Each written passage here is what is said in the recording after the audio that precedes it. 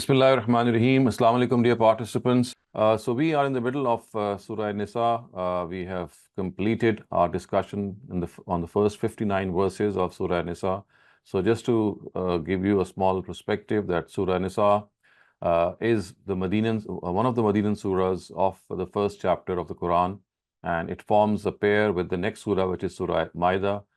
Both these surahs, they complement one another, and just before these two surahs, we have the complementary pair of Surah Al-Baqarah and Ali Imran. And all these four surahs, as we have already discussed, they belong to the Medinan period. The only surah in this chapter which belongs to the Meccan period is Surah Al-Fatiha. So let us start off with Surah An-Nisa's verse 60. أَلَمْ تَرَ إِلَى الَّذِينَ يَزْعُمُونَ أَنَّهُمْ آمَنُوا بِمَا أُنزِلَ إِلَيْكَ وَمَا أُنزِلَ مِنْ قَبْلِكَ يُرِيدُونَ أَنْ يَتَحَاكَمُوا إِلَى الطَّاغُوتِ وَقَدْ أُمِرُوا أَنْ يَكْفُرُوا بِهِ وَيُرِيدُ الشَّيْطَانُ أَنْ يُضِلَّهُمْ ضَلَالًا بَعِيدًا. Have you not seen those who claim to have professed faith in what has been revealed to you, and also what was revealed before you, but want that, leaving aside God and His Messenger, they turn to that rebellious person who is the ringleader of vice, even though they were directed to reject him? So if we look at the context of this verse, we will see that it is referring to a very prominent leader of the Jews, and it is evident from various narratives cited in Bukhari and Muslim that he was actually Ka'b bin Ashraf, whom the Almighty punished with death once the truth had been conclusively conveyed to him, and this punishment was implemented on him at the behest of Prophet Muhammad, peace be upon him. And one can only imagine from this how rebellious he had become. So we know from the law of Itmamul Hujjah that people who deny a prophet or deny a truth intentionally, they are punished, and this punishment takes the form of death if the nature of their rebellion is such that they have taken to high treason and they have done other things. So Ka'b bin Ashraf was guilty of these things, and he was put to death. And it was this person about whom the Quran says, "Yuriduna an yatahakamu ila taghut," that these are the people, these hypocrites, they would go to his, in fact, the Jews among them would go to them, go to Ka'b ibn Ashraf to obtain a favorable opinion. And instead of actually going to the Prophet, or instead of going to him, so they would actually go to his court and would like to decide for them. So they would like to decide their affairs through them. So these hypocrites, they would do this very commonly, and most of these hypocrites actually belong to the Jews. So we can very well see that such was the nature of their offense, that this person was actually put to death, and they were the ones who were actually seeking his counsel, his advice, his judgment. So the Quran says, وَإِذَا قِيلَ لَهُمْ تَعَالَوْا إِلَى مَا أَنزَلَ اللَّهُ وَإِلَى الرَّسُولِ رَأَيْتَ الْمُنَافِقِينَ يَصُدُّونَ عَنْكَ صُدُودًا. When they are told, come towards the book revealed by God and towards His Messenger, come towards God, come towards the book revealed by God and towards His Messenger, you see these hypocrites blindly, totally turn away from you. So, فَكَيْفَ إِذَا أَصَابَتْهُمْ مُصِيبَةٌ بِمَا قَدَّمَتْ أَيْدِيهِمْ ثُمَّ جَاءُوكَ يَحْلِفُونَ بِاللَّهِ إِنْ أَرَدْنَا إِلَّا إِحْسَانًا وَتَوْفِيقًا. But what will happen when a calamity befalls them on account of what their hands committed? Then they will come to you swearing by God, we had desired nothing but betterment, and we only wanted to create some harmony. So if you look at this verse, it says, إِذَا أَصَابَتْهُمْ مُصِيبَةٌ, that what will happen to them when a calamity befalls. So as far as this calamity is concerned, and about this calamity, it is said that it will befall later. It is that in such a manner that when Islam, if you can explain, we can explain this calamity by saying that later on, when Islam gained power and the political power of the Jews was greatly weakened, Muslims who at this instance were actually overlooking the hypocrites for their wrong attitude, they were, just forgiving them, they were pardoning them, and just going along with them. So later on, when this attitude persisted, Muslims were actually directed to change their attitude of this overlooking the faults of the hypocrites. So the Muslims, when this happened, changed their attitude and started to call them to account at every step. this change greatly worried the hypocrites because formerly they were being ignored, and now at every step, whenever they would make a mistake, they would be called to account. So neither were the Jews powerful enough to patronize them. I mean, formerly these hypocrites were being patronized by the Jews, but now, as their back was broken, we know that as the Islamic movement went along, the power of the Jews was greatly weakened. And when this happened, they could not patronize the hypocrites anymore. And the Muslims were also not, at this instance, in any mood to reconcile with them or treat them in a way that they formerly treated them with politeness and by ignoring their faults. So now at this instance, when this calamity would fall, the Quran says they would have no place to go. The result would be that the hypocrites would then come running to the Prophet and would try to assure him by swearing repeatedly that they did not have any ill intention behind the relations they, until that time, had with the Jews, nor behind, at times, accepting their superiority. So this is what, this is like cornering the hypocrites. When they saw that they had no place to go, Muslims were, no longer overlooking their bad behavior. The Jews were also not being able to patronize them. So now they had no option but to come to the Prophet and telling them that if they had any relation with the Jews, it was only because they thought that they wanted some reconciliation. They did not have any ill intention. And their desire was that this attitude would be beneficial for the Muslims, and the gap which had been created between them and between the malice and animosity of the Jews should not increase. So they would pose as if they are reforming the situation. So in this manner, they would also try to conceal their hypocrisy in the garb of reconciliation, and would dub this attitude with the beautiful words of doing a favor and striking harmony. This is what they would say, as if they were doing some favor. But as we can see that the incidents that happened later on, they actually exposed their pretense totally. Now, the directive was given because the Prophet would always be gracious to forgive the greatest of their mistakes. So if you look at the next verse, it says, أولئك الذين يعلم الله ما في قلوبهم فأعرض عنهم وعظهم وقل لهم في أنفسهم قولا بليغا. Which means these are the people about whom God knows what is in their hearts. أولئك الذين يعلم الله ما في قلوبهم. So now what is said is فأعرض عنهم. So ignore them, counsel them, and speak to them about themselves in a way that takes roots in their heart. So the Prophet would be always the most gracious in forgiving them their mistakes. The Quran has actually told him that being gracious was not required anymore. Good and evil, they need to be separated. And the good and evil should be fully communicated to these hypocrites, and they be warned clearly that they should mend their ways before God finally seizes them. So, وَمَا أَرْسَلْنَا مِن رَسُولٍ إِلَّا لِيُطَاعَ بِإِذْنِ اللَّهِ وَلَوْ أَنَّهُمْ ظَلَمُوا أَنفُسَهُمْ جَاءُوكَ فَاسْتَغْفَرُوا اللَّهَ وَاسْتَغْفَرَ لَهُمُ الرَّسُولُ لَوَجَدُوا اللَّهَ تَوَّابًا رَحِيمًا. Tell them, whichever messenger we have sent has been sent that he be obeyed by the permission of God. Tell them that they have committed a grave crime by leaving aside the court of justice of the messenger. If, when they had been unjust to themselves, they had come to you, then sought God's forgiveness, and the messenger too had requested for their forgiveness, they would have found God very forgiving and merciful. So once again, this stress that the status of a messenger must be understood. He is not just a person who is being sent with a book. He is a person who is to be obeyed at all costs. He is the fountainhead of authority. He is also the fountainhead of obedience. He does not come so that people merely accept him as a prophet and a messenger without any further obligation. His status is not that of a mere preacher or a counselor. He is a guide who people have to obey, come what may. The very purpose of his advent is to follow without any hesitation whatever guidance he gives them in all the affairs of life. The reason for this is that God does not deal directly with his servants. He guides them through prophets and messengers. No doubt the real objective is to obey God, but the way to obey him is to obey his messenger. So obeying God is basically delegated to the fact that you have to obey his messenger. Also, this obedience is not just a ritualistic thing. The Quran requires from a believer to obey him with the spirit of following him and with full sincerity and with full reverence and devotion. And if a person wants to achieve God's love, he has to obey and follow him.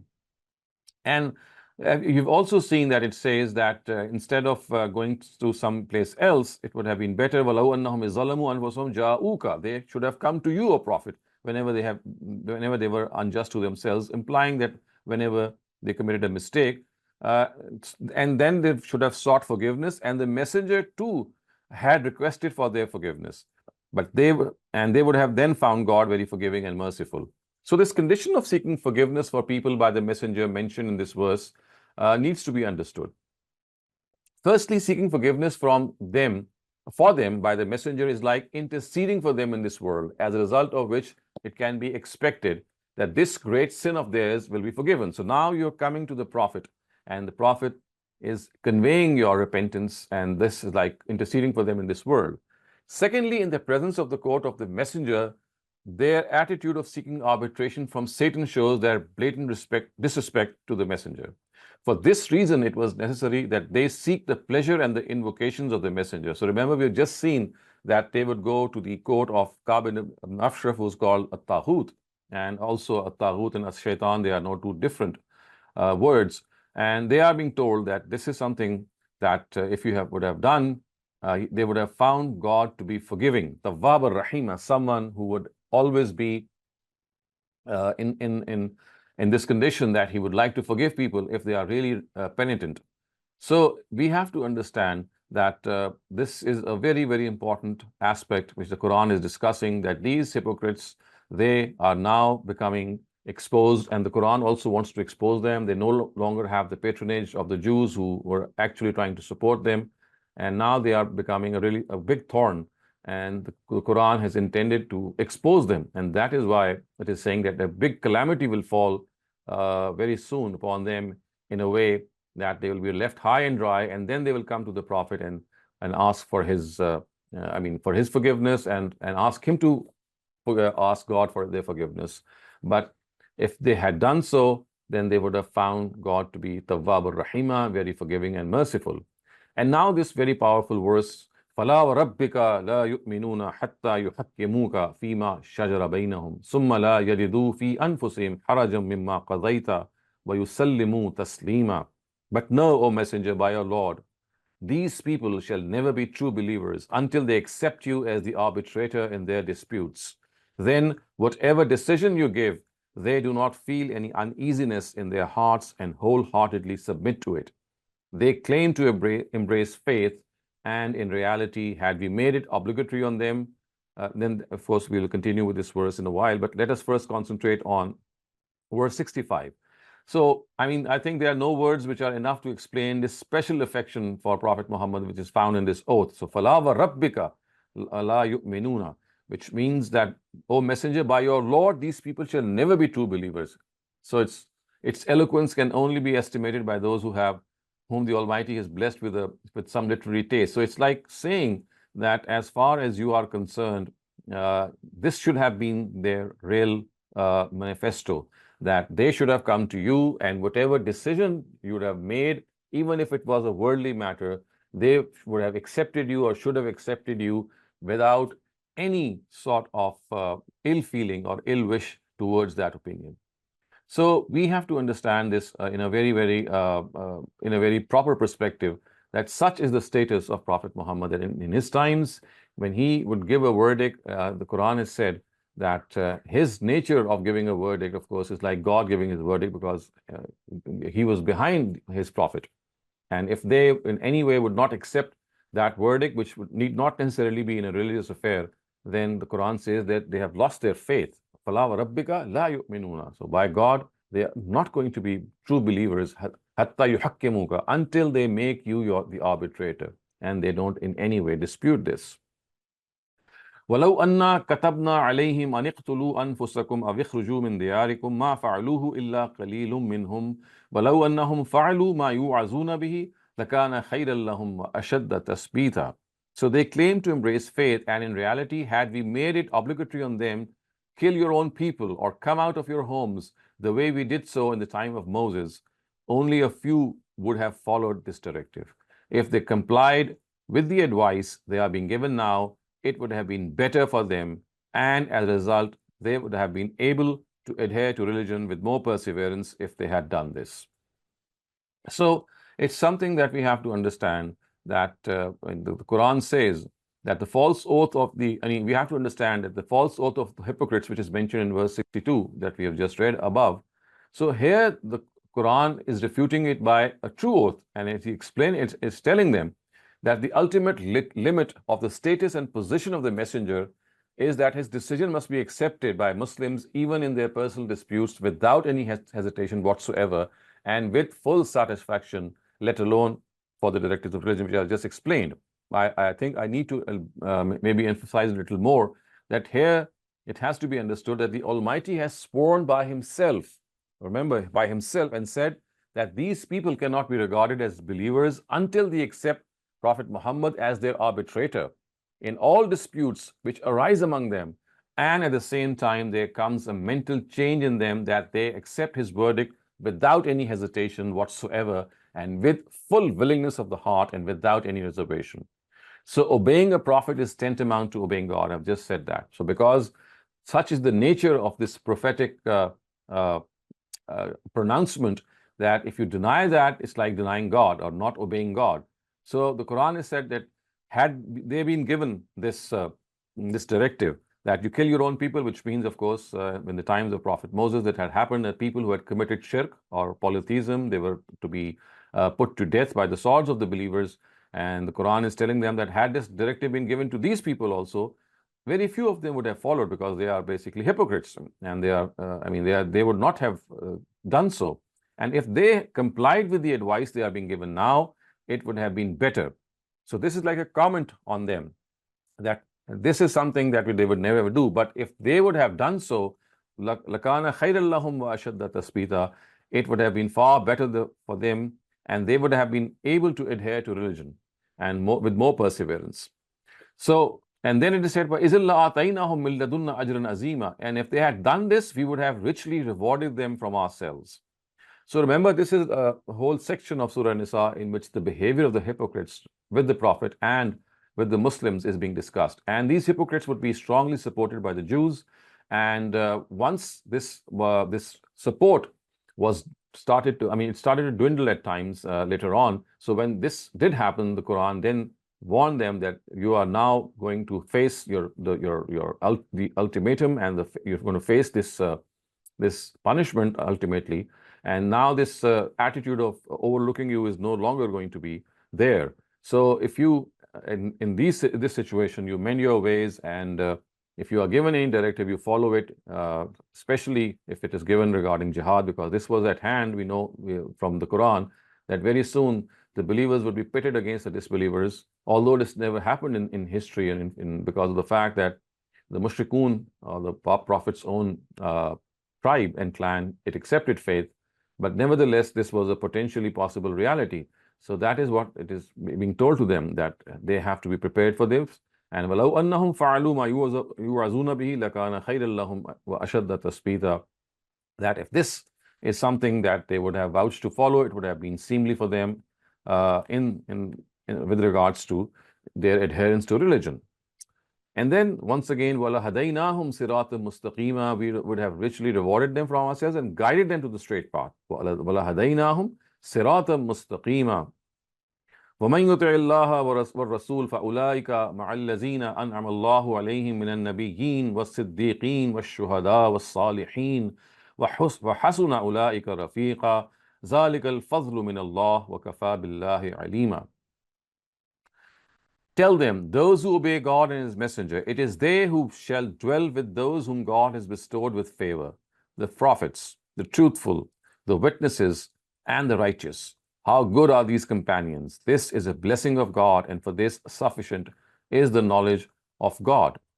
So the word Siddiq actually refers to people who are truthful in their knowledge and deeds, and at every instance prove this truthfulness through their words and actions. And the word Shuhada, which is the plural of Shaheed, refers to those who bear witness to the truth, even if this means to put their lives in danger, in jeopardy. So it is being said that those who will obey the Prophet, so for them, their reward would be that in the hereafter they will have the company of God's prophets, the truthful, the witnesses to the truth, the righteous people who are the Salihin, and this is the best possible companionship that they can imagine. ذَلِكَ الْفَضْلُ مِنَ اللَّهِ وَالْكَفَى بِاللَّهِ عَلِيمًا. This is a blessing of God, and sufficient is the knowledge of God. So when it is said that sufficient is the knowledge of God, it means that regarding the person who deserves his blessings, he knows his people and is not aware of them. So he very well knows what is to be done with people who are really up for his cause. And then it is said, Ya ayyuhalladhina amanu خذوا حذركم فانفروا ثبات أو انفروا جميعا وإن منكم لمن ليبطئن فإن أصابتكم مصيبة قال قد أنعم الله علي إذ لم أكن معهم شهيدا. Believers, take hold of your arms, خذوا حذركم, and go out to help the oppressed in detachments or together, as the situation demands. Surely there are those among you who will become very slack at such instances. Then, if some harm befalls you, they will say, God has been gracious to me that I was not present with them. So again, this attitude of the hypocrites is being mentioned, that they will try to come to the Prophet and tell them that if they did not, if some harm befalls them, they would say that God has been gracious to me, which means that I did not go with you and I was saved by the Almighty. As Islam akum marhum shahida. So whenever something bad would befall them, they would praise themselves for not going out with the Prophet and his army, thinking that, well, God has saved them. Wala in asabakum fadlu min Allah la yaqulanna ka allam takum bainakum wa bainahu mawadda ya laytani kuntu ma'ahum fa afuza fawzan azima. And if a favor from God comes to you, they will surely say, and will say in a manner as if there never existed any relationship of love between you and them. Would that I had been with them, I would have then achieved great success. So now, if something good befell the Muslims, they would express their regret and say that I wish, or we wish that we would have been with the Muslims. And this, they would say, as if there was no relationship of love between the two. I mean, of course, if some favor had befallen the Muslims, at least they could have be happy for the Muslims, for those who had gone out to fight. One thing that you might need to note here is that the actual word which is used here is hizr. If you look at verse 71, Ya ayyuhallazina amanu khuzu hizrakum. So it means to guard oneself from some danger and calamity. And from this initial meaning, it developed to mean a shield, because it is used to protect one's self from the enemies, like an armor. And this is its special usage. So when it is said khuzu hizrakum, it actually means to take up the shield which is going to protect you. But in its general usage, it refers to arms. I mean, its special meaning is the shield, but when it is used more generally, it does not specify the shield. It is actually referring to the ammunition and arms which people have. And it is used in this very connotation here. So when it is said that you fight with them in small groups and in detachments or together, this actually is something that we have already known in modern warfare, that when this is done in small groups to surprise the enemy in an attack, it is often termed as guerrilla warfare. So this is what the Quran is telling them. So they have to understand that as far as their intention is concerned, if they think that they are happy because Muslims have in some way not achieved the success and some calamity has befallen them, and they think that because they never went with the Muslims, then God has protected them, this is not the case. So we have to understand this inner psyche of the hypocrites. And they were posing themselves to be Muslims. They mostly belonged to the Jews, but they were basically a thorn in their ranks.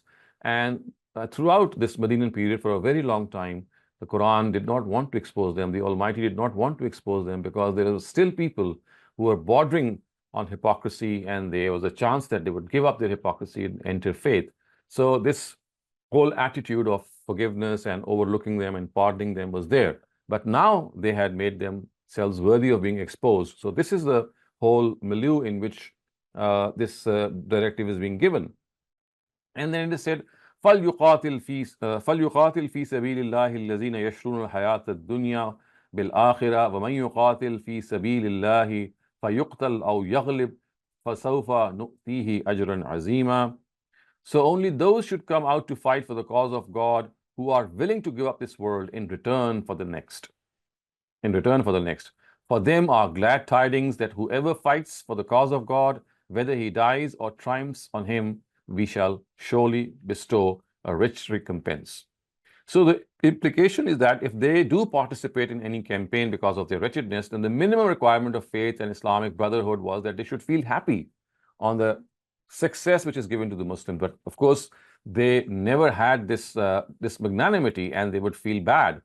And such people are not needed who, in the words, they become, they would shed just a few drops of blood and still gain a lot of war booty. So remember, this is something that would happen in the case of the hypocrites. They would stake tall claims. When the time would come, they would just back away. And then if some calamity would fall upon the Muslim, they would just say that, yes, well, it is fine, that God has protected me. And this they would say as if they would have no relationship of love and affiliation with the Muslims. And this is what the Quran has said. And now it has said that if you want to move out and fight a battle and do so for the cause of God, so only they should come forth who have really the capacity and the intention that they can endanger themselves. Yashrul hayat ad-dunya. They can give preference to the life of the hereafter, to this life of the world. And then وَمَن يُقَاتِلْ فِي سَبِيلِ اللَّهِ فَيُقْتَلْ أَوْ يَغْلِبْ فَسَوْفَ نُؤْتِيهِ أَجْرًا عَظِيمًا. And whoever, for them are glad tidings that whoever fights for the cause of God, whether he dies or triumphs, on him we shall surely bestow a rich recompense. So just to give you a recap, that as far as the Prophet is concerned and the jihad that is being discussed here, and its preparation is more being discussed here, we have to understand that the Prophet in his own times was commanded to do two types of jihad. And when I refer to the word jihad, I'm actually referring to the word qital, which means armed warfare. So one of them was against oppression and injustice, which is going to come up in the very next verse, which we shall study, inshallah, in the next week. But a greater part of the jihad that the Prophet and his companions were allowed, or they were actually commanded to undertake, was as a punishment for the people who were intentionally denying the truth. So remember, this qital or this armed warfare should not in any way be construed as, expanding the Muslim empire in any way, or spreading religion by the sword, as is generally understood. This was basically punishment from God. So acted as God's justice. And formerly, in the case of the other messengers of God, the other prophets of God, this happened through natural calamity. So if you look at the past prophets, the ancient nations like the Ad, the Samud, the people of Lot, the people of Shuaib, so all of these, they were faced with this imbroglio. They were faced with this ordeal that if they would be denying a prophet of God, a messenger of God intentionally, then they would be facing death. And this is what happened for all the polytheistic nations in the past. The only difference that in the case of Prophet Muhammad, and of course in the case of Prophet Moses also, was that this time the punishment was to be meted out by the hands of the believers through their swords. And as such, they were acting as cyclones and typhoons, the way they acted in the times of the previous messengers. So just as in the previous messengers' times, the cyclones and the typhoons and the earthquakes destroyed their nations, this time it was the task of the believers that they should be acting as God's instrument of justice and punishing these disbelievers. And this punishment for disbelief can only be undertaken by a messenger and his companions, because it is actually God who is telling them to do so. In no way can this qital or armed warfare be extended today. The only armed warfare that can be extended is the one that we will discuss next time, and which occurs, in fact, in the very next verse, which says that you should, if you have to take up arms to protect people who are being oppressed or being persecuted, and all diplomatic ties fail, then yes, you can do so. That is the only qital or armed warfare that was done in the Prophet's times that can still be done today. But as far as waging war against the Jews and the Christians or the idolaters is concerned, this is something that was specific to the prophetic era. This cannot be undertaken today. This is just the prerogative of God's messengers. And in God's messengers' times also, which we call the prophetic era, it was basically God who was undertaking this whole exercise, and he was just using his messenger and his companions as instruments of his justice. So with this, I come to an end to today's discussion on these verses. And before I start off with the literal and idiomatic translation. If you have any questions regarding what we have studied, you have the time to raise them. Thank you very much, Dr. Saleem. Our first question comes from Shaban Ansari. Please go ahead. अस्सलाम वालेकुम। वालेकुम अस्सलाम। ये जो मुनाफिकीन थे, जैसे आपने बताया कि ये यहूद में से ज्यादा थे, तो मुशरिकीन अरब जो है वो इनकी बातों में आके मुनाफिकीन में शामिल हुए, क्योंकि ये लोग तो हसद और जेलिसी की वजह से और पहचानते थे, इन्हें पता था ये अपने आप को पढ़ा लिखा और उनको उम्मी कहा करते थे। तो अल्लाह ताला ने इनको मुनाफिकीन को बहुत ज्यादा ढील मतलब देते रहे अल्लाह ताला इनको मुसलसल, और मतलब इनका मुकम्मल इनका खात्मा नहीं किया गया। और मेरा ख्याल है कि नबी सल्लल्लाहु अलैहि वसल्लम के बाद और खुलाफा के ज़माने में भी फितना उठाने में इनका किरदार रहा होगा। तो इसकी क्या वजह है कि अल्लाह ताला ने इनका मुकम्मल खात्मा नहीं किया? और ये वजह है कि मुशरिकीन अरब जो है वो जो अल्लाह ताला ढील दे रहे हैं कि तुम वापस पलट आओ और तो फिर अल्लाह ताला तुम्हें बख्श देगा, तो वो इनके प्रोपेगेंडे से मतलब ये कि अपने आप को बचाएं, इसलिए कह रहे हैं अल्लाह ताला। So you see, you have to make a distinction in both parts of your question. First, there were no hypocrites from among the mushrikun. So the mushrikun or the idolaters, they would clearly say that they are mushrik, and they would claim to believe multiple gods, and they never became hypocrites. So a very large part of the hypocrites actually came from the Jews, and they are the ones about whom we have discussed earlier on in Surah Baqarah, that there was one group among them which had become totally diehard, and the Almighty says that their hearts had been sealed and there was a veil on their eyes. But then there was a second group among them who wanted reconciliation between Islam and Muslims. So it is basically these hypocrites which are more in discussion in the Quran. And as far as the mushrikun are concerned, they had an entirely different outlook. So to come to your question, we have to understand that there was like a liaison between the two. So these Jews, when they saw the hypocrites amongst the Muslim ranks, when they saw that they could use the mushrikun as an instrument for their own intent and purposes, they knew that the mushrikun also held a grudge against the Muslims. And they themselves, the Jews themselves, wanted that they too, of course, take advantage of this grudge. So they would patronize these mushrikun, and by patronizing them, they would actually whisper to them various objections against religion, and these objections would be then actually they would be raised against the Muslims in their gatherings. So these are the distinctions that you have to make, that the mushrikun primarily never professed towards hypocrisy. It was the Jews who did so. And the second part of your question is that if the idolaters could be in any way blamed for what they have been doing, and the people of the book or the hypocrites were amongst them, then I think this is a distinction that you have to make in a separate plane. The two could have been very avowed enemies of Islam, and they were. And we do know that on many occasions, on occasions of many battles, they had this personal vendetta, a common enemy from which they wanted to seek this revenge. But as a nation, we know that the Jews and the Christians, they subscribed to monotheism, and the idolaters did not. So the fate of both these was destined to be different.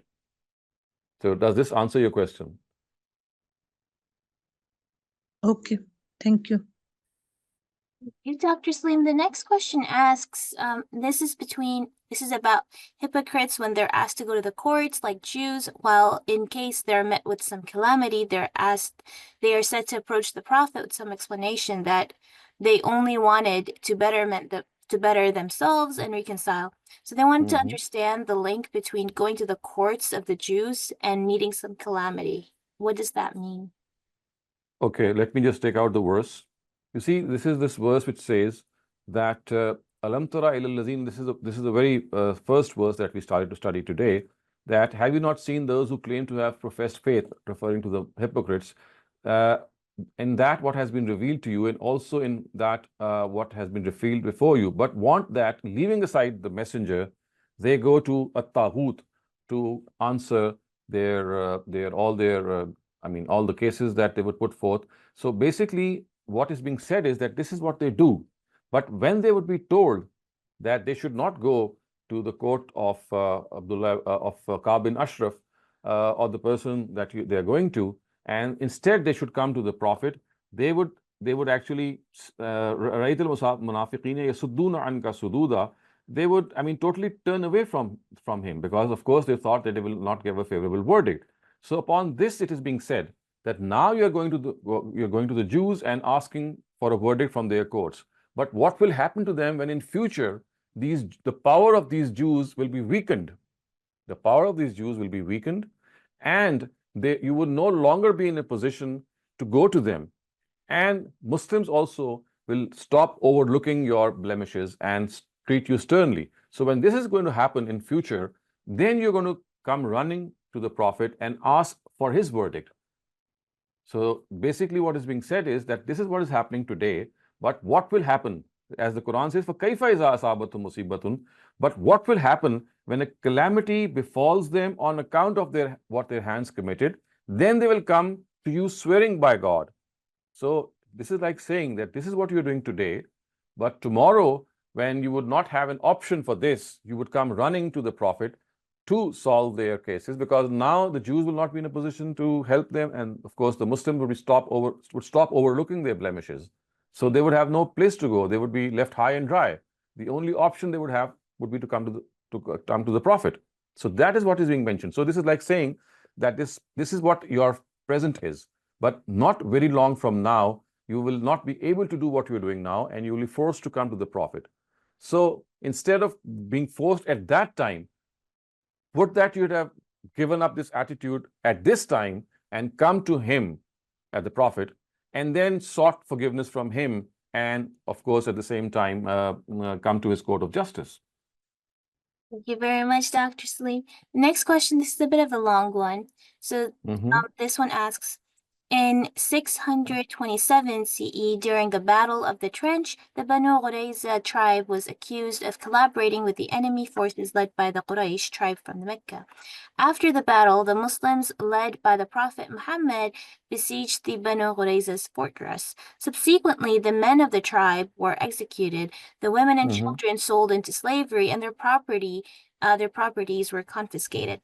And this event, known as the Massacre of Banu Qurayza, or the siege of Banu Qurayza, happened before the conquest of Mecca. So before Itmam al-Hujjah. So how do you explain this, and on what premise did this massacre happen? Well, although this is something that we are going to study later on, because this battle of Banu Qurayza is discussed in Surah Ahzab, but just to give you this brief answer, that Sa'd bin Mu'az, who was appointed as an arbitrator, because this was something that they themselves wanted, the Jewish tribe of Banu Qurayza, they wanted that someone who was their ally, and he was Sa'd bin Mu'az, be appointed, and the decision was actually given to him. He was the judge. It's not that the Prophet made this decision, and he decided the matter according to the Torah. The Torah says that the punishment for high treason is that all men would be put to death and all women and children would be made slaves. And this is precisely what happened. So the verdict that was pronounced by an ally was this, and it was in accordance with the Torah, which means their own book. So it was their own book that was implemented in that case. I'm just giving a brief answer because we're going to discuss this in a lot of detail in our coming surahs, because this is an issue which needs a lot of explanation. But maybe you can wait for that time. Otherwise, my brief answer is that it's like the verdict of the Torah was implemented on them. That is the brief answer. Thank you, Dr. Saleem. That was it for all the topic-related questions. So I think we can move on now. Okay, so now I'm going to start the literal translation of today's verses, so that you can come closer to the text. Please try to note down these vocabulary issues, because even until now you must have observed that there's so many prepositions and words and letters and verbs. They keep on repeating themselves by just a little change of form. And if you can just follow them, very soon, inshallah, you'll be able to have a grip on this vocabulary and understand directly the Quran. So it says, Alam tara ila allazina yaz'umuna annahum amanu. So Alam tara, so is a question, lam is not, tara is you. Have you, or Alam tara would be have you not, or have you not seen. So tara is to see, alam is have you not. So have you not seen, ila towards, allazina, those who, yaz'umuna, who claim, annahum, that they, amanu, they believe, bima unzila ilayka, on that which has been revealed to you. So this is a claim that they take, that they believe in what has been revealed to you, of course referring to the Quran. Wama unzila min qablik, wa and ma, that, unzila, revealed, min qablika, before you. So they make this claim that they believe in the Quran which was revealed to you and what was revealed before you, of course referring to the previous scriptures. Yuriduna would mean wanting, an, that, yatahakamu, they go for judgment, ila, towards, at-taghut, the rebellious person. So at-taghut, we've already discussed, refers to Ka'b ibn Ashraf, who was their leader, and about him it was said that people must not go to him, they must come to the Prophet, but they would still go to him. وَقَدْ أُمِرُوا أَن يَكْفُرُوا بِهِ, wa, and qad, indeed, umiru, they had been asked, an, that, yakfuru bihi, to reject him. They were directed to reject him. So they go to this person to seek his judgment. Yatahakamu lit-taghut. Whereas, waqad umiru, they had been ordered, an yakfuru bihi, to reject him. Wa, and yuridu shaitan, yuridu, wants, shaitan, Satan, an, that, yudillahum, an yudillahum, that he leads you astray, an yudillahum, that he leads them astray. Zalalam ba'ida actually is like an emphasis, which means leading them far astray. Basically, it's yudillahum that you need to understand. The rest is like an emphatic expression to express the waywardness. So what is meant here is by yuridu shaitanu an yudillahum, which means that Satan wants to lead them into error, and zalalam ba'ida would mean deep error. So Satan wants to lead them into deep error. Wa, and iza, when, qila lahum, it is said to them, ta'alaw, come, ila, towards, ma anzalallah, what God has revealed, ma, what, anzala, revealed, Allah, God. So when it is asked, or when they are told to come towards what God has revealed, wa ila rasul, wa, and ila, towards, ar-rasul, the messenger, and to the messenger, ra'aita, you see, al-munafiqina, the hypocrites, yasudduna anka sududa, they try to withhold from you. Yasudduna means, yasudduna anka actually is one expression or one word, which referring to the fact that they turn away from you, that they withdraw from you. Sududa is again like an emphasis, that just as zalala was in the previous verse. So zalala and sududa, they are of similar nature. In Arabic language, they're such words, they are meant to express emphasis. So basically it's yasudduna sududa, which means they really want to turn back, and there is an emphasis in this turning back, there is a stress in this turning back. So what is being said here, that when they are asked to come towards what God has revealed and towards God's messenger, you see these hypocrites that they turn away from you. فَكَيْفَ, fa, therefore, kaifa, how, iza, when, asabat hum, strikes them, asaba, strikes hum, them, musiba, calamity. So فَكَيْفَ إِذَا أَصَابَتْهُمْ مُصِيبَةٌ would mean, so what will happen when a calamity strikes them? Bima, because, qaddamat, sent forward, aydihim, their hands, because of what their hands sent forward, implying their deeds. So qaddamat aydihim, because it's what your deeds do, they are a means of your reward or punishment. So that is why this expression is used in the Quran to imply the fact that whatever they have done in this world. So bima qaddamat aydihim would mean whatever they have sent forward, whatever their hands have sent forward to the hereafter. That is what is implied. Summa ja'uka, summa, then, ja'uka, come to you, yahlifuna billahi, while swearing by God. And what did they swear by God? In aradna, in, not, aradna, we wanted, illa, except, ihsana, betterment, wa, and, tawfiqa, reconciliation. So what is being said here is that what these people would do is that it is being said that whenever some calamity, what will happen to them when this calamity falls to them because of what their hands sent forward, then they will come to you, yani, swearing oaths, O Prophet, and saying this, that we only intended ihsan and tawfiq. In aradna, in not aradna, wanted, illa except, not wanted except betterment and reconciliation. So this is a false excuse or a lame excuse that they would give. And then it is said, Ulaika allazina ya'lamullahu ma fi qulubihim. So this is like exposing them. Ulaika, they, allazina who, ya'lamullah, God knows, ya'lamu knows, Allah, God. So these are the people about whom God knows ma, what, fi, in, qulubihim, in their hearts. So qulub is the plural of qalb, and it means heart. So these are the people about whom God knows what is in their hearts.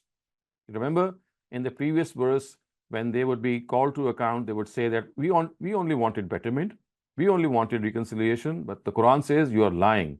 God fully knows what is in their hearts. فَأَعْرِضْ عَنْهُمْ.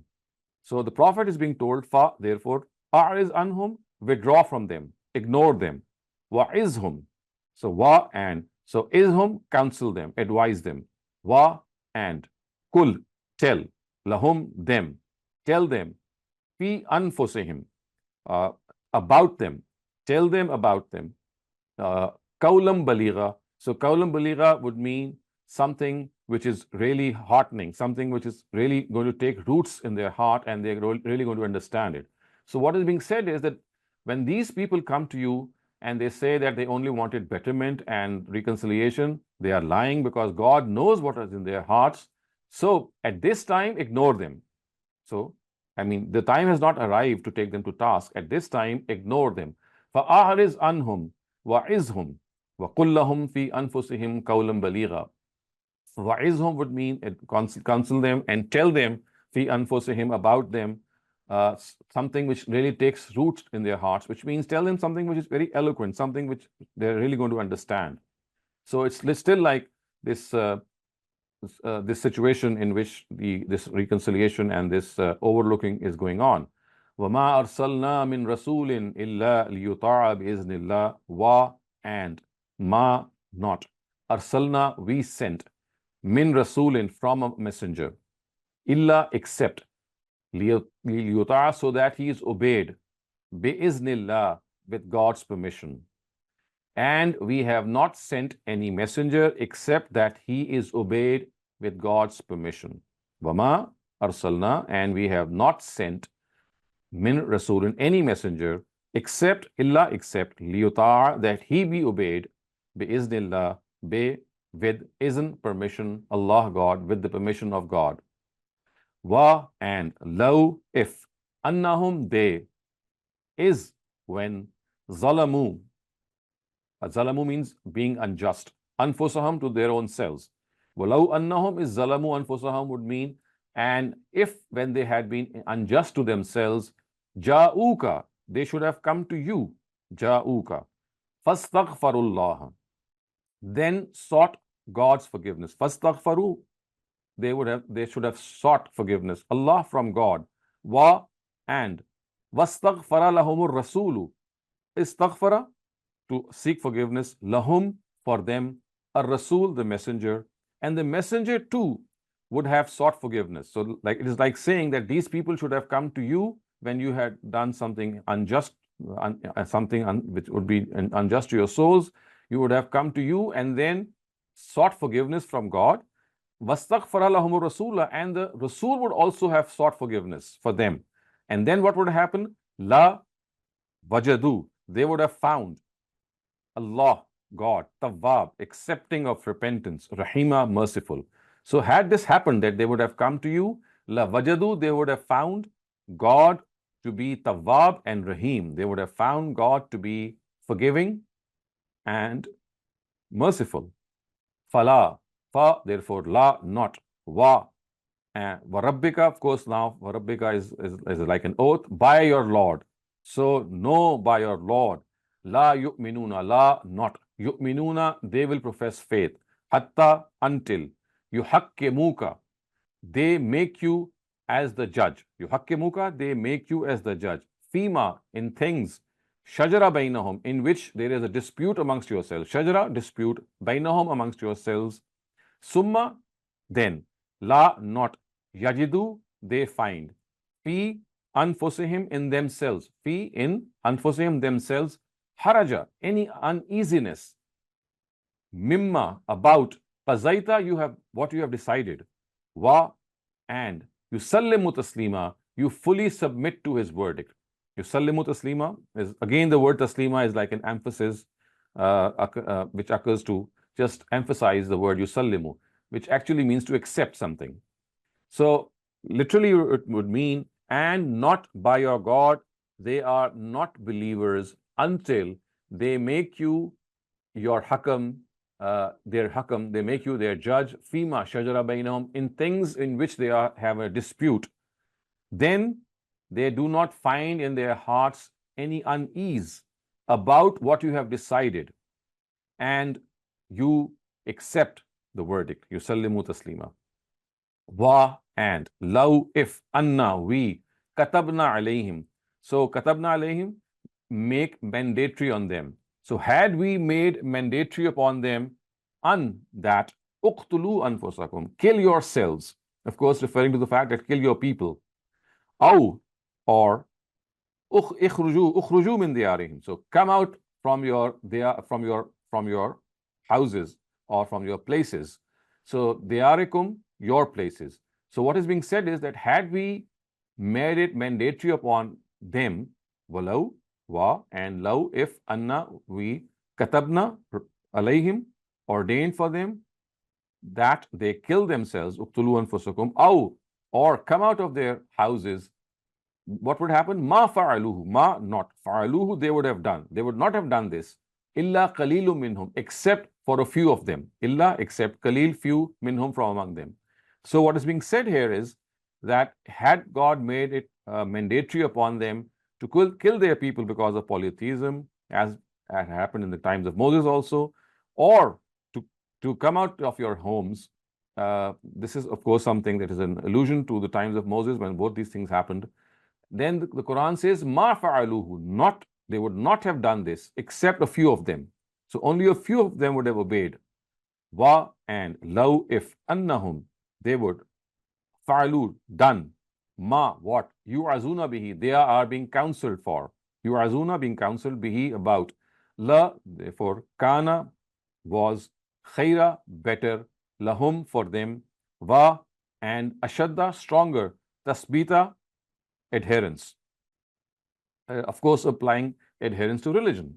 So what is being said here is that had they done what is being advised to them, walau annahum fa'alu, had they done what is being advised to them, lakana khayral lahum, it would have been khayral lahum, better for them, lahum, for them, wa, and, ashadda, stronger, tasbita, adherence, and it would have been better for them as far as adherence to religion is concerned. Wa, and, izan, then, la'ataynahum, we would have given them, milladunna, from us, ajran, reward, azima, great. So if they had done this, then we would have given them from ourselves a great reward. Wa, and, lahadaynahum, we would have guided them, siratam mustaqima, to the straight path. So what is being said here is that if we would have made them, if we would have made this compulsory upon them to kill their people for their misdemeanor regarding monotheism and ask them to come out of their houses for jihad, very few of them would have done this. But if they had paid heed to their advice and they had come out and done so, then God says we would have greatly rewarded them and guided them to the straight path. Wa, and, man, he, yutir, is obedient, Allah, God, and he who is obedient to God, wa, and, ar-rasul, and the messenger, fa-ulaika, therefore he, ma'a, with, or in the company of, allazina, those, an'amallahu alayhim, whom God has blessed, anama, blessed, Allah, God, alayhim, on them, or whom God has looked upon with favor. And who are they? From among an-nabiyyin, the prophets, as-siddiqeen, the truthful, wa, and, ash-shuhada, the witnesses, wa, and, as-salihin, the righteous, wa, and, hasuna, better, like ulaika for them, Rafika, this companionship. So how good is this companionship? So in other words, what is being said is that he or they who believe in, who are obedient to God and to his messenger, then they will be in the company of those whom God has given inam, those whom God has blessed. Allazina an'amallahu alayhim.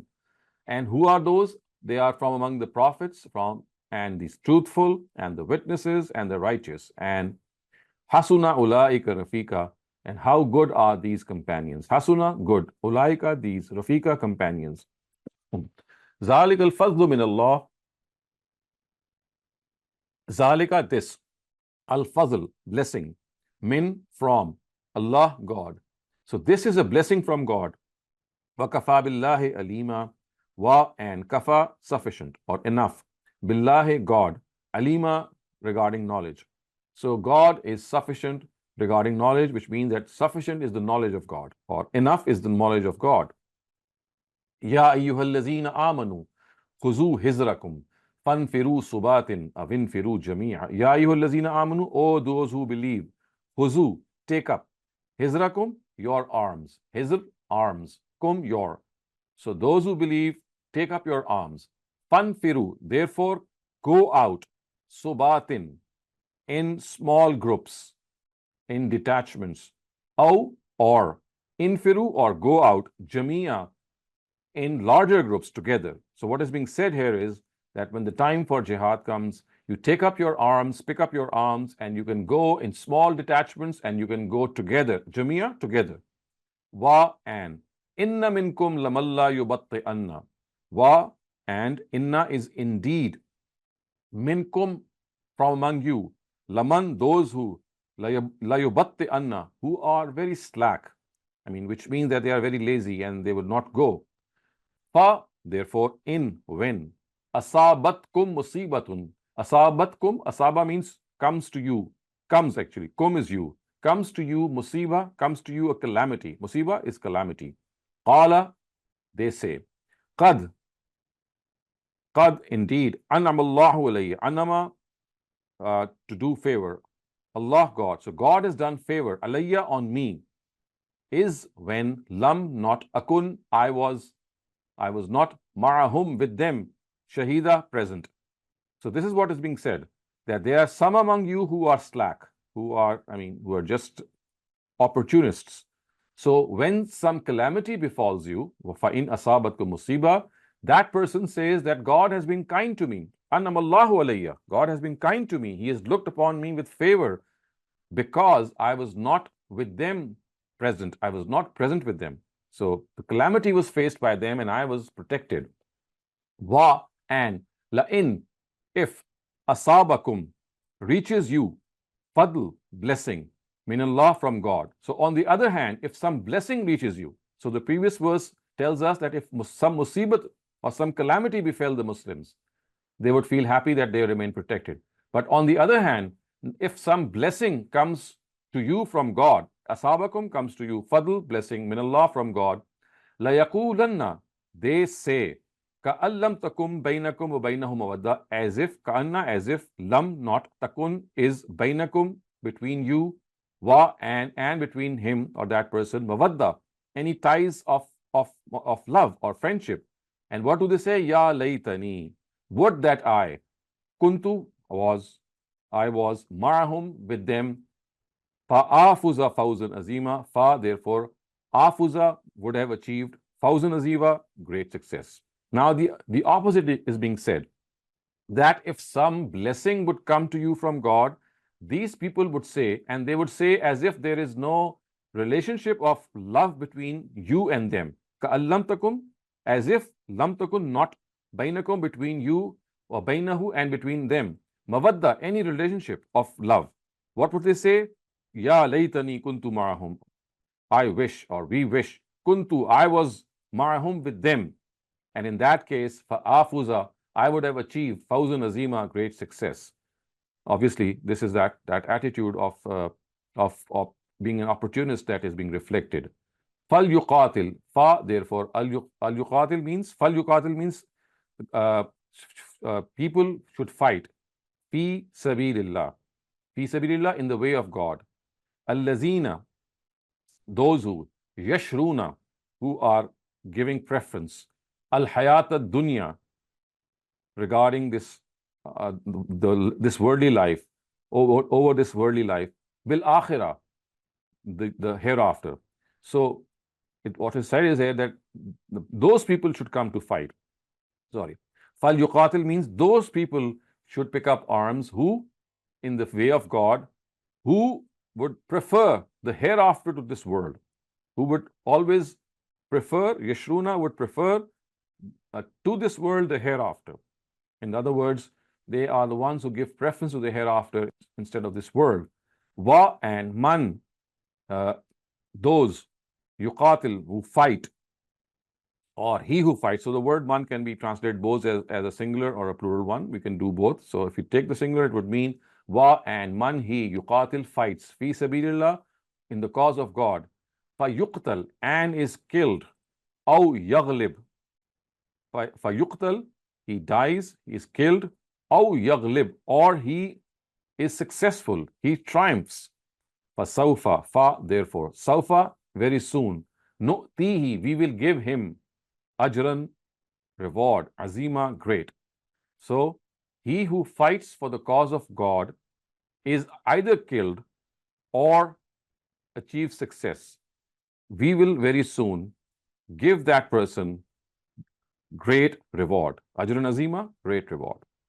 So with this, we come to an end to this literal translation as well. So if you have any questions regarding this literal translation, please raise them. Thank you very much, Dr. Saleem. Shaban Ansari, please go ahead. इसमें जो word लायुबत्ति अन्ना है, इसका root word क्या है? क्योंकि इसमें आगे पीछे लाम, जी, Ba, ta, and hamza. बा, त्वा और हमजा. Hamza. इसको बोलेंगे कैसे? लायुबत्ति अन्ना. Man la yubatte नहीं, an. So this जो is like रूट वर्ड है, जो रूट वर्ड है उसको bata'a. कैसे बोलेंगे? Bata'a. Bata'a. बता, ठीक है, शुक्रिया. Thank you very much. The next question asks, in verse 67, Quran says about the hypocrites that if they had acted upon the advice and directions of the Prophet, Allah would have bestowed them with great reward. What is the nature of this great reward? Is it something worldly, as it appears from the context of the verse, or in the hereafter? So if you look at the Quran, it tells us that when you obey the messenger of God, then that reward is given not only in this world, but also in the hereafter. So it's like a double reward, both in this world and in the hereafter. Thank you very much, Dr. Saleem. That was it so far for all the topic-related questions. If you have a topic-related question, please raise your hand now. Otherwise, Imran, do you have a topic-related question? No, I actually have something off topic which I read last week, so I wanted to ask Dr. Saleem. Sorry. Yeah, could you wait until we're done with the topic? Thank you. Absolutely. Thank you. Sania, please go ahead. Assalamu alaikum wa rahmatullahi wa barakatuhu. I have a question. How can we connect Surah Al-Nisa ayah 69 with Surah Fatiha? And my second question is that from... So if my answer to your first question would be that Surah Fatiha says, Anamta alayhim ghayril maghdub alayhim waladhdallin. So it says that Ihdina siratal mustaqim, siratal lazina anamta alayhim, that God guide us towards the straight path, this path of those whom you've looked upon with favor. And that is something that has been left open at that time. So here in Surah Al-Nisa, the An'amta alayhim are actually defined, and they are being told that they are ones who would be in the company of the prophets, in the company of the truthful, the righteous, and the witnesses. So basically, this verse is explaining the expression An'amta alayhim of Surah Fatiha. Yes, but from the people of our age and the people after the age of Prophet Muhammad sallallahu alaihi wasallam, no one can become a salihin or a martyr or a shohadin or the truthful or a messenger from these people. If we obey Allah and the Rasul, we cannot be a salihin or shahadeen. That is not what is being said. It is being said that they will be in the company of these people. Yani only فَأُولَٰئِكَ we can أَنْعَمَ be in the اللَّهُ company, but we Yes. cannot become ourselves salihin. If someone See, from we us still or can from become the later Salihin. age The after only Prophet thing Muhammad is, the sallallahu only alaihi thing wasallam, is, yes, the only thing is that we cannot become prophets of God. Other than that, Siddiqeen, Shuhada, Salihin, all these are possible.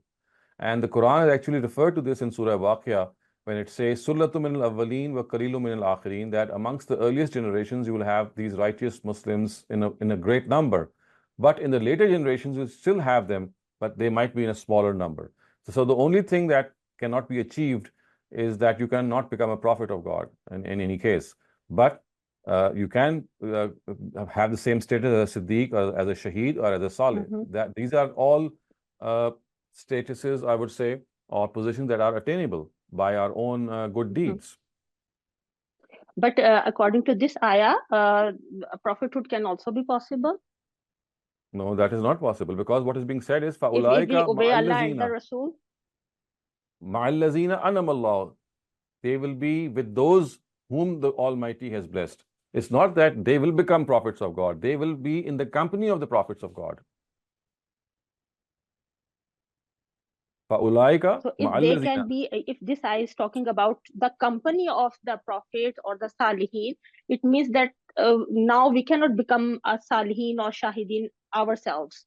No, actually, as I We said, can this only is, be, if we obey Allah and the Rasul, we can only be in the company of those people, but no one from among us, any pious person, can never become himself yes, a I get your shahid or point. a salih. Yes, I get your point. So Mhm. this doesn't mean that you cannot be amongst them. Because you see, the word Siddiq is a person who is a truthful person. A Shaheed is a person who bears witness to the truth. And a Salihin is a person who is a righteous person. So you see, what is being said here is that those with whom God has shown favor, they will be in the company of these people who have, who are these four categories of people. So automatically we know that the first category is something which is unattainable.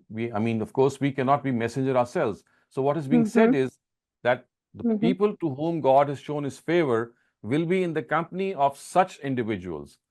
And another verse of the Quran, which I just referred to, in Surah Waqia, it says that these righteous people, these outstanding people who are foremost of the faith, about them, the Quran says, Sullatu min al-awwaleen.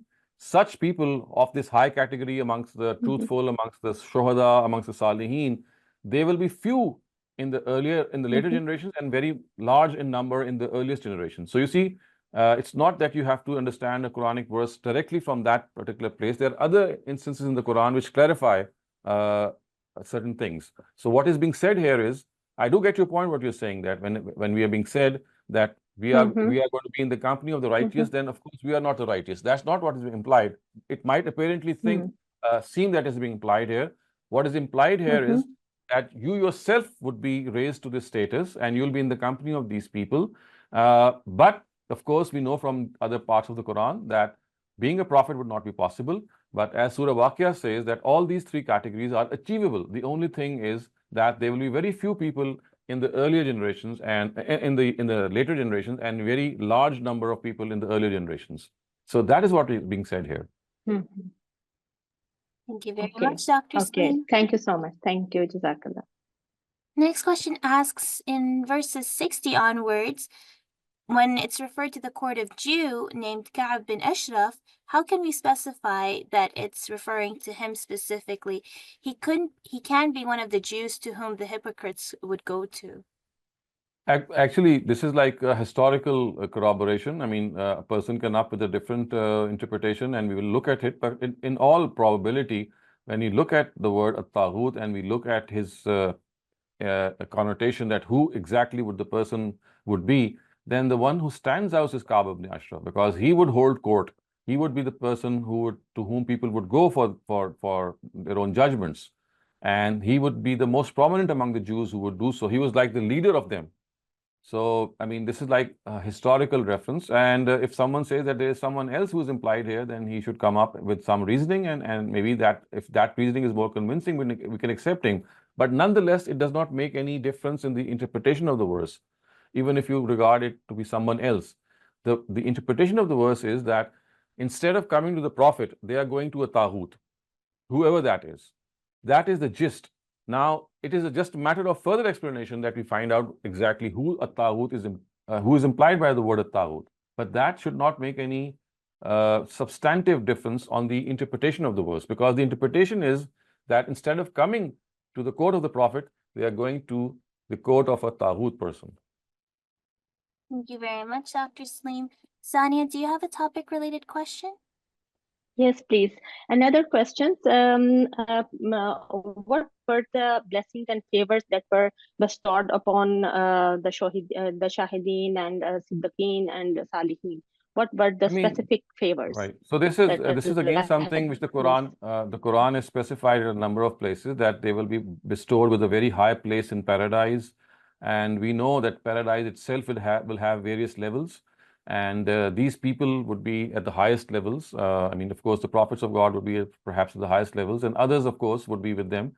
So the blessings themselves have not been literally specified, but what we have been generally told is that paradise itself will have various levels. So it's like telling us that such people will be in the same level as these people. Now, what that level is, that remains to be seen, but it does seem something to be a very, very high place. But the ayah, the blessings and the favors, they were in the past tense, as if they were already bestowed upon them, not to be in the future in paradise, but they are already bestowed upon them. So what are these blessings so that when it were is said, already bestowed upon them? They shall dwell with those whom God has bestowed with favor. It is not essential that the past tense is used to connote a past. You see, the Quran in many instances, when it uses the past tense, it actually refers to the certainty of the future. I mean, this is a very common style of the Quran. It implies the past tense for the future in order to indicate the definite nature of the future. So it's like a decision being made. So Allah fa'ulaika anamallahu alayhim would mean what God has destined for them, for what God has decided for them in the future regarding the favors that He has in mind for them.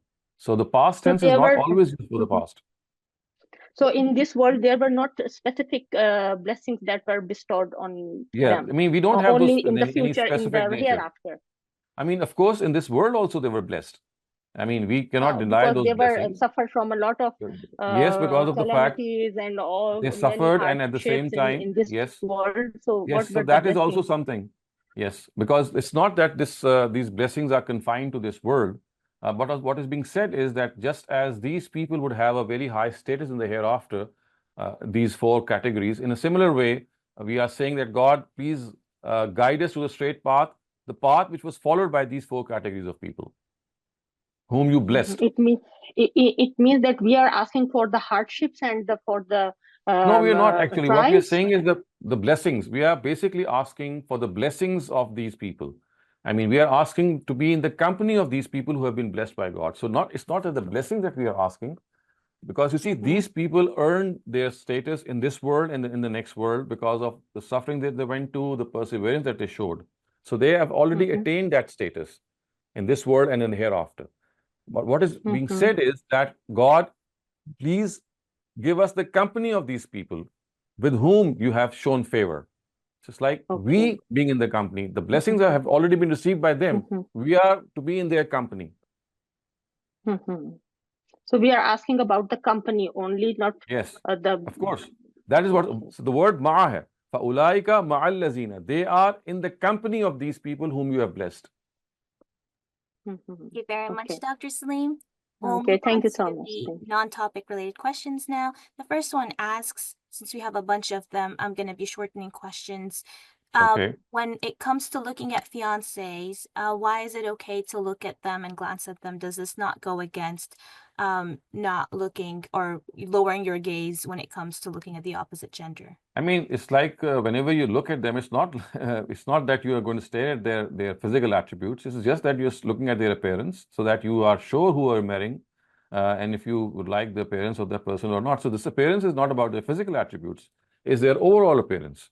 So that directive of Ghazul Basar relates to staring at someone with lust, lustfully staring at someone. That should not be done. when you're looking at someone as a spouse, it should be if you like the appearance of that spouse or not. So that is a subtle thing, and that's different from lustfully staring at someone. Thank you very much. The next question asks, morality being when you mentioned that morality is consistent across different prophets, just like Adam and Jesus, so did the earlier prophets like Adam and Jesus perform 5 daily prayers because this person was told that the 5 daily prayers was exclusive to Islam? So, and if so, why did Allah alter the religion? It never happened like this. You see, the 5 daily prayers were specific to Islam. This is a misconception. We know from the Quran that all the prophets of God were asked to pray. I mean, if you look at Moses, you look at Jesus, you look at Abraham, you'll find in Surah Anbiya, in Surah Araf, and many other surahs in which it is said that فَأَوْصَانِي بِالصَّلَاةِ, and Prophet Ishmael was given this directive, Prophet Abraham was given this directive. So salat or praying is something which is common to all prophets. And then we know from history and a narrative of the Prophet that all these prophets were asked to pray at the same times as what the Prophet was being asked in his own times. So the prayer is a directive that is an age-old directive. It was given to the previous prophets, and of course the language of the prayer would be different in those times regarding the earlier scriptures, because the scriptures had a different language. Otherwise, the times of the 5 prayers were the same for all the prophets. Thank you very much, Dr. Saleem. When the Quran says Ahl al-Jannah would get whatever they want, wouldn't that make the ranking of people become indifferent because they could just ask to be at a higher So level? actually, this should be understood in the light of other verses. When they ask what is meant for them, this will always qualify the fact that there are certain things that they cannot get. I mean, this is like an automatic qualification, that there are certain ranks which are reserved for other people. It actually means within their own rank, whatever they ask for will be given to them.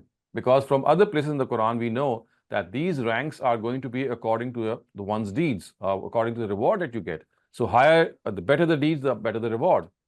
So this is known from other instances of the Quran. So it is not like an absolute directive that you can, you cannot ask to become a prophet, you cannot ask to become a god, because after all, these are also desires. So just as these desires cannot in any way be materialized because of the fact that they don't stand, in a similar way, it is automatically understood that in their own category, in their own level, they can ask for whatever they want. Thank you very much. This is in regards to the first question, first non-topic related question that asked about lustful versus admiration. They're asking, is there really a difference between them? Because some scholars blanketly make every gaze lustful, and hence they say that you can't gaze, and then people get confused. So you see, I don't know about other scholars, but I am pretty clear about my understanding that Ghazul Basar implies that you stare at the opposite gender in a lustful way, in a way that base desires arise in you. And we all know what that means. But when you look at it, the overall appearance of a person, appearance does not just mean the face or just a particular part of the body. It's like a general appearance of a person. The Prophet is telling us that you are able to acquaint yourself with that person. And the first thing which you acquaint yourself with a person is not his conversation or her conversation or what he or she is from inside, but the outer appearance, what he or she looks like. So in general, what the looks are like is being referred to, not in any way. There is no sexual insinuation in this at all. Thank you very much. Imran, please go ahead. Assalamu alaikum, Dr. Saad. Thank you very much for the explanations. A quick question from Surah Ma'idah when Allah subhanahu wa ta'ala is addressing Isa alayhi salam with قال الله يا عيسى ابن مريم أنت قلت للناس اتخذوني وأمي إلهين من دون الله. So in this one, I know that in at least now that the Christianity does believe that Jesus was God, or at least the Son of God, but is there a sect of Christianity that believed that his mother was also God, or associated her with God or deity? Yes, there is one sect. There are people who believe in her to be the mother of God. Not all of them, but I see. Does Quran take most of these the Christians' beliefs and stuff from the Aramaic Christians, which were more in Syria Christianity, or no, the Quran actually takes those Christians which were in Arabia. I see. So, and many of them were followers of Simon Peter, who was one of the disciples of Jesus, and many of them had come there. And of course, some followers of Paul also had come there. So, for them, they had actually abrogated the Sharia. It seems that this is something which has to be made distinct, that there are some characteristics of the Christians of the rest of the world and others of just those of Arabia, and that distinction should be made. Otherwise, we'll mix up the two. I see. I see. So, with the Do you have Quran, a- it has no place raised this question of abrogation of the Sharia with the Christians of Arabs. So, it seems that the Christians of Arabs did not accept the abrogation that was made by Saint Paul. I see. Do you have a talk or a series on the Christian and their beliefs, or no? There's something Not that yet. you may. Not Okay. yet. I would love to, but not yet. Okay. Thank you very much, Barakallah feekum. Thank you. The next question asks, are there restrictions of each level of Jannah mentioned, or is that an unknown? I would not get that. Is there restrictions of what? Of each level level? of Jannah? Yeah, is that mentioned? Yes, it is mentioned. You see, the Quran in Surah Waqia says, "Kuntum azwaja salasa, fa ashabul maymana wa ashabul mash'ama and sabiqun." So in the paradise of the righteous, of course, there'll be the sabiqun, which will occupy the highest status, and then we have the ashabul yamin, which would be a little less than the sabiqun. So these are the two broad categories within paradise. But within these broad categories, there also seems to be subcategories. So within the sabiqun, there would be the sub-sabiqun, and within the ashabul yamin, there could be the sub-ashabul yamin also, because this is evident from various insinuations of the Quran, and there are some ahadith also which tell us that this division would be there. But broadly from the Quran, we know that the sabiqun and the ashabul yamin, they are the two main distinct divisions, the sabiqun being the higher one, and the ashabul yamin are the companions of the right hand, and they'll be slightly less in their reward than the sabiqun. Do we know if there are restrictions on the rewards that they can get? Yes, this is in Surah Waqia. I mean, you just need to read Surah Waqia and Surah Rahman.